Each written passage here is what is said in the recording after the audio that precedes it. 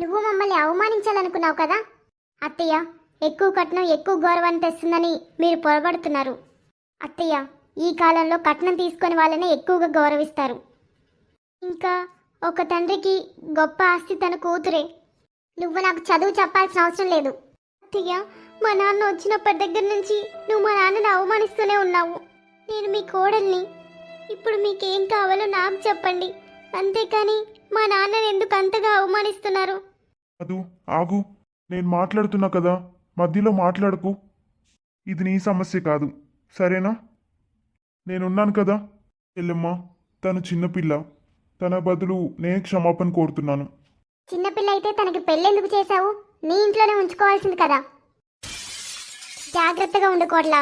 నువ్వు నా మాట వినకపోతే భవిష్యత్తులో నువ్వే ఎక్కువ బాధపడతావు. నీ కూతురు చాలా సంస్కారవంతురాలని చెప్పావు. ఇదేనా నువ్వు నీ కూతురికి నేర్పించింది? తను ఇంటికొచ్చి 4 రోజులు కూడా కాలేదు, ఇప్పటికే ఇంత చేస్తుంది. ఇంకా తర్వాత పోను పోను ఏం చేస్తుందో. చెల్లెమ్మ, నా కూతురు తరపున నేను క్షమాపణలు అడుగుతున్నాను. నాకు మీ క్షమాపణలేమీ అవసరం లేదు. ఏమి ఇవ్వాలనుకున్నా మీ కూతురికి ఇవ్వండి. చూడండి అన్నయ్య, నేను చాలా ముఖ్యమైన విషయం మీతో మాట్లాడడానికి ఇక్కడికి పిలిచాను. అదేంటంటే ఆలస్యం చేయకుండా మీ కూతురు అకౌంట్లో 20 లక్షలు వేయండి. ప్రతిరోజు కనీసం నన్ను ఒక 4 అడుగుతున్నారు, నా కట్నం ఏమొచ్చింది, కొడుక్కి ఏమిచ్చారు అని. కనీసం నన్ను ఈ ఒక్క విషయమైనా చెప్పనివ్వండి. చెల్లెమ్మ, 20 లక్షలంటే చాలా పెద్ద విషయం. నా దగ్గర ప్రస్తుతం 1 లక్ష కూడా లేదు. ఎందుకన్నయ్య? ఒక విషయం చెప్పు. నీకుంది ఒకే ఒక్క కూతురు, నీకు వేరే పిల్లలు కూడా లేరు. నీకు కొంత భూమి ఇల్లు ఉన్నాయని విన్నాము. ఆ భూమిని అమ్మండి, దాంతో మీరేం చేస్తారు? ఇప్పటికే నువ్వు ముసలాడు అయ్యావు. నీ వయసు ఎంత?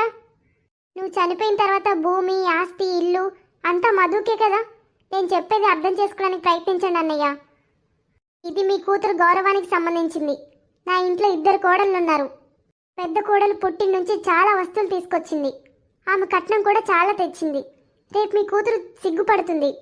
తనకి నువ్వు ఏమీ ఇవ్వలేదు కాబట్టి అర్థం చేసుకో అన్నయ్య. నువ్వు తనకేమి ఇవ్వాల్సిన అవసరం లేదు. మీకున్న భూమి ఇల్లు అమ్మేసి 20 లక్షలు మీ కూతురు అకౌంట్లో వేయండి. అప్పుడే మీ కూతురికి గర్వంగా ఉంటుంది. ఆమె తన తోటి కోడల పక్కన కూర్చోగలదు. ఈసారి వచ్చినప్పుడు ఇది మర్చిపోకండి. ఇది మీ కూతురు అత్తమామల ఇల్లు. మీ కూతురు గౌరవం పెరిగేలా రండి. ఇవాళ 1 డజన్ అట్టిపళ్ళు తీసుకొని లోపలికి వచ్చారు. ఇది మీ కూతురికి ఎంత అవమానం. సరే చెల్లెమ్మ, ఈసారి జాగ్రత్తగా వస్తాను. ఇలాంటి పేదవాళ్ళని బంధువులని చెప్పుకోవడానికి సిగ్గుగా ఉంది. చూడు చిన్న కొడల, పెద్ద కొడలు పుట్టిన నుంచి ఎన్ని తీసుకొచ్చిందో. ఒక చీర ధర 5,000. వాళ్ళ నాన్న ఈసారి ఒక బంగారు ఉంగరం కూడా తెచ్చాడు. అవును మధు, మా నాన్న కనీసం అన్నీ కలిపి 2 లక్షలు ఖర్చు చేశాడు. మీ నాన్నకి ఫోన్ చేసి చెప్పు, ఇచ్చి పుచ్చుకోడాలంటే ఎలా ఉంటాయో. వాళ్ళ నాన్న 10 కిలోల స్వీట్లు పంపాడు. మరి మీ నాన్న 1 డజన్ అట్టిపళ్ళు తీసుకొని వస్తాడు. వీటిలో ఏదైనా నచ్చితే నువ్వు కూడా ఒకటి తీసుకో. లేదక్క, మీ నాన్న ఈ చీరలు నీకోసం తెచ్చాడు కాబట్టి వీటిని నువ్వే వేసుకోవాలి. పర్వాలేదు తీసుకో, ఎందుకంటే నువ్వు పుట్టింటికి వెళ్ళట్లేదు కదా ఎక్కువ. పెళ్ళైన తర్వాత ఒక్కసారి వెళ్ళావు, అప్పుడు కూడా కనీసం కొత్త బట్టలు ఏమీ తెచ్చుకోలేదు కదా. కాబట్టి వీటిలో నీకు ఏదైనా నచ్చితే తీసుకో. ఎంతైనా తోటి కోడళ్ళంటే అక్క చెల్లెళ్ళలానే కదా, అందుకే నీకేదైనా నచ్చితే తీసుకో. ఇప్పుడు నువ్వు చిన్న కోడలివి, నువ్వే పెద్ద కోడలికి ఇవ్వాల్సింది పోయి తనే నీకెప్పుడు ఏదో ఒకటి ఇస్తుంది. తీసుకో మధు, ఎందుకు నిలబడి ఉన్నావు? అక్క, నాకు వంటగదిలో పనుంది, నేను తర్వాత వస్తాను. చూసావా పెద్ద కొల్ల, ఈ తండ్రి కూతురు ఎంత సిగ్గులేని వాళ్ళం. ఈరోజు వాళ్ళ నాన్న నేను చాలా తిట్టాను, కానీ అది అతనిపై ఎలాంటి ప్రభావం చూపలేదు. ఇంకా ఆయన కూతురు మధుకి అన్నీ చెప్పాలి. ఏం చేద్దాం అత్తయ్య, కొంతమందికి చెడు ఉద్దేశాలు అలాగే ఉంటాయి. ఇవన్నీ మర్చిపోండి. వీటిలో మీకేం కావాలో చెప్పండి, బ్లౌజ్ కుట్టిస్తాను.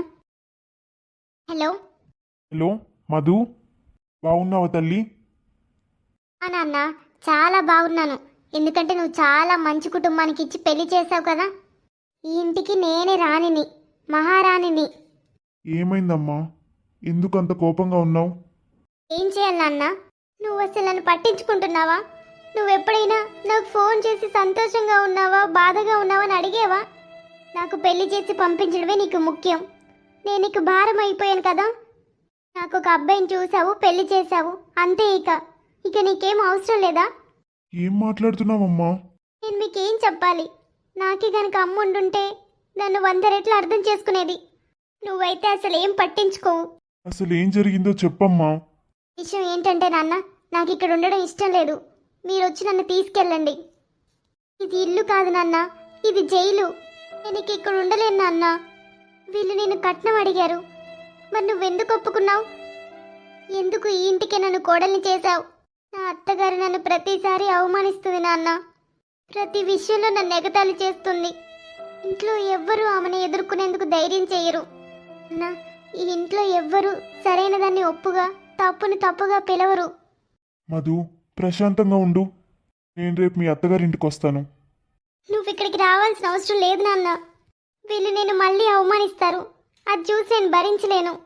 నువ్వు రావాలనుకుంటే నన్ను ఇక్కడి నుంచి తీసుకెళ్ళడానికే రా. నేను ఇక ఒక్కరోజు కూడా ఇక్కడ ఉండలేను.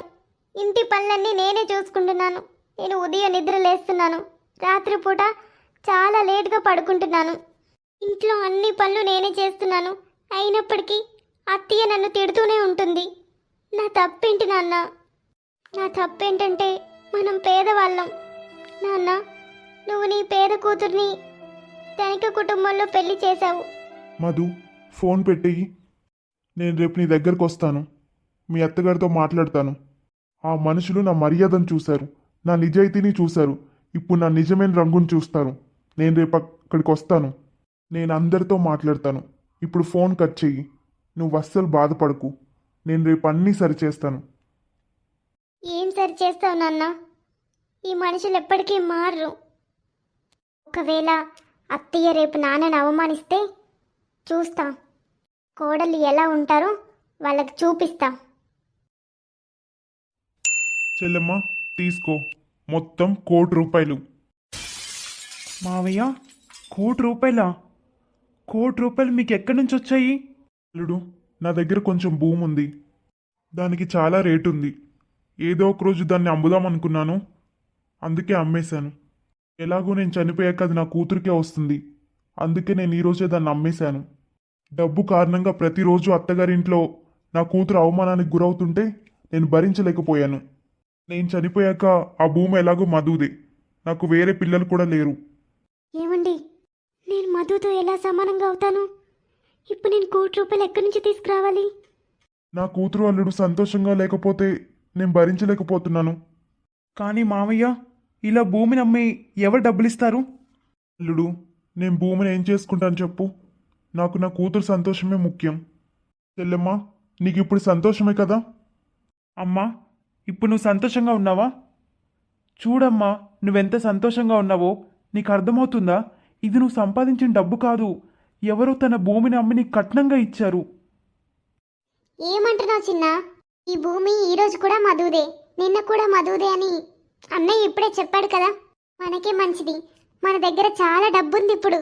నువ్వు ఇప్పుడు మంచి బిజినెస్ స్టార్ట్ చేయాలి. ఇవి ₹1,00,00,000. అన్నయ్య గారు, మీరు చాలా మంచివాళ్ళు.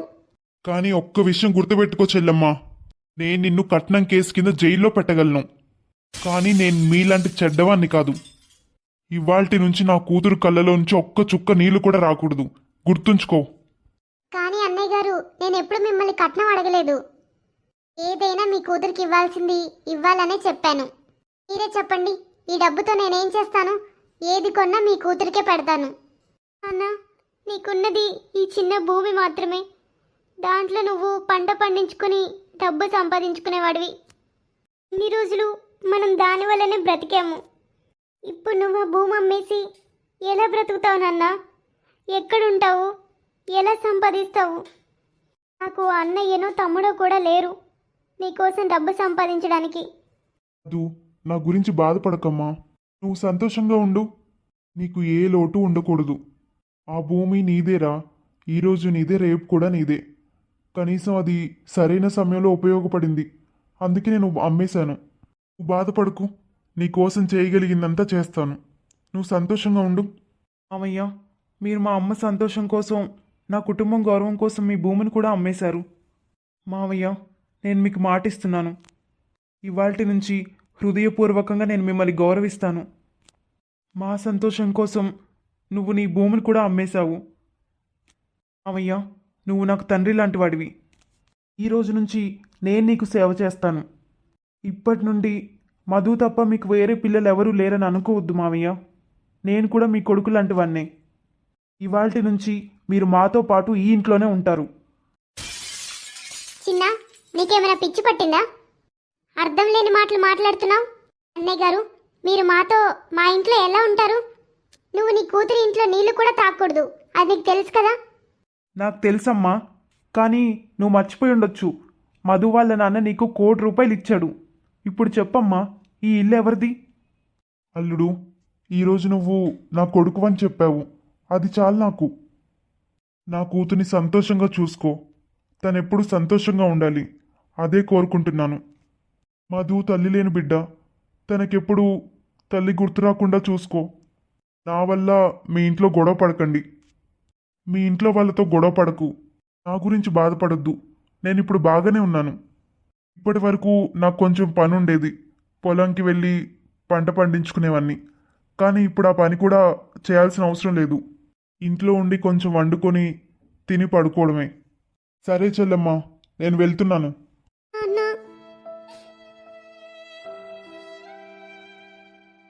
మీరు మా నాన్నకి చేసింది నేను ఎప్పటికీ మర్చిపోను.